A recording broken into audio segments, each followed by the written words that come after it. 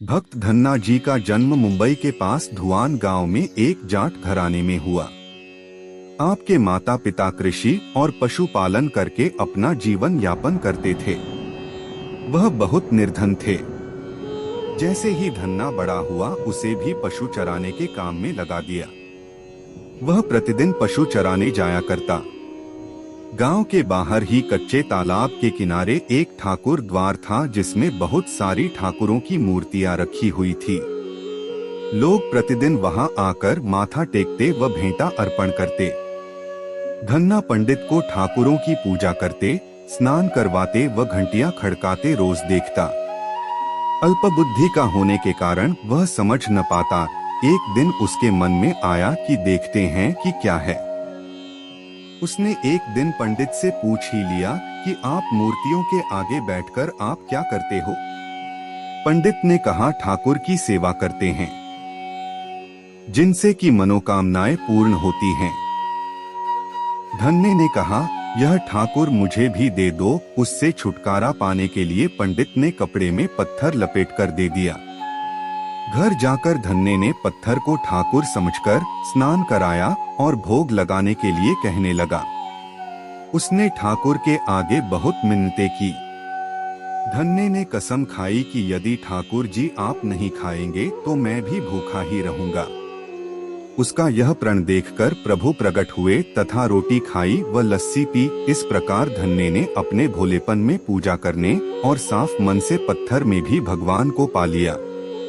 जब धन्ने को लगन लगी उस समय उसके माता पिता बूढ़े हो चुके थे और अकेला नव युवक था। उसे ख्याल आया कि ठाकुर को पूजा से खुश करके यदि सब कुछ हासिल किया जा सकता है तो उसे अवश्य ही यह करना होगा जिससे घर की गरीबी चली जाए तथा सुख आए। ऐसा सोचकर ही वह पंडित के पास गया। पंडित ने पहले ठाकुर देने से मना के दिया कि वह ठाकुर की पूजा अकेले नहीं कर पाएगा।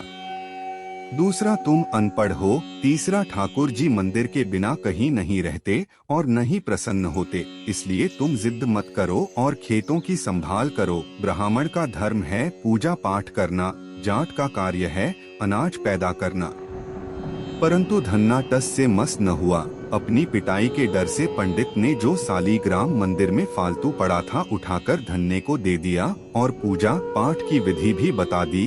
पूरी रात धन्ने को नींद न आई। वह पूरी रात सोचता रहा कि ठाकुर को कैसे प्रसन्न करेगा और उनसे क्या मांगेगा।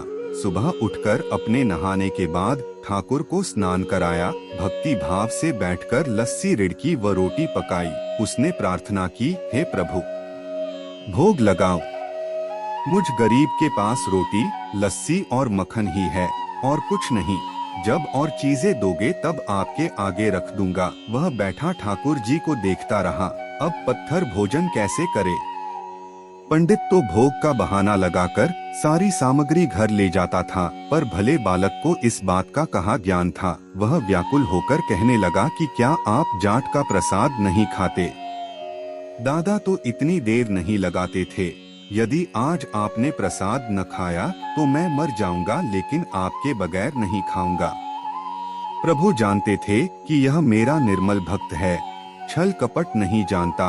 अब तो प्रकट होना ही पड़ेगा। 1 घंटा और बीतने के बाद धन्ना क्या देखता है कि श्री कृष्ण रूप भगवान जी रोटी मक्खन के साथ खा रहे हैं और लस्सी पी रहे हैं। भोजन खाकर प्रभु बोले, धन्ने जो इच्छा है मांग लो, मैं तुम पर प्रसन्न हूँ। धन्ने ने हाथ जोड़कर विनती की, भाव जो तुम्हारी भक्ति करते हैं तो उनके कार्य संवार देता है।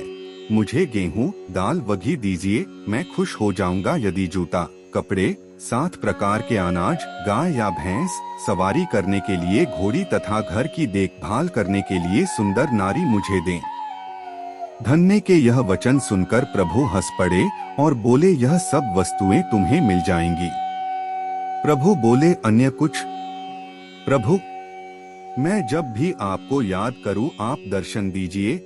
यदि कोई जरूरत हुई तो बताऊंगा। तथास्तु, भगवान ने उत्तर दिया। हे प्रभु, धन्ना आज से आपका आजीवन सेवक हुआ। आपके अलावा किसी अन्य का नाम नहीं लूंगा। धन्ना खुशी से दीवाना हो गया। उसकी आंखें बंद हो गई। जब आंखें खोली तो प्रभु वहां नहीं थे। वह पत्थर का सालग्राम वहाँ पड़ा था। उसने बर्तन में बचा हुआ प्रसाद खाया, जिससे उसे 3 लोकों का ज्ञान हो गया। प्रभु के दर्शनों के कुछ दिन पश्चात धन्य के घर सारी खुशियाँ आ गई। एक अच्छे अमीर घर में उसका विवाह हो गया। उसकी बिना बोई भूमि पर भी फसल लहलहा गई। उसने जो जो प्रभु से मांगा था उसे सब मिल गया। किसी ने धन्य को कहा, चाहे प्रभु तुम पर प्रसन्न हैं, तुम्हें फिर भी गुरु धारण करना चाहिए। उसने स्वामी रामानंद जी का नाम बताया।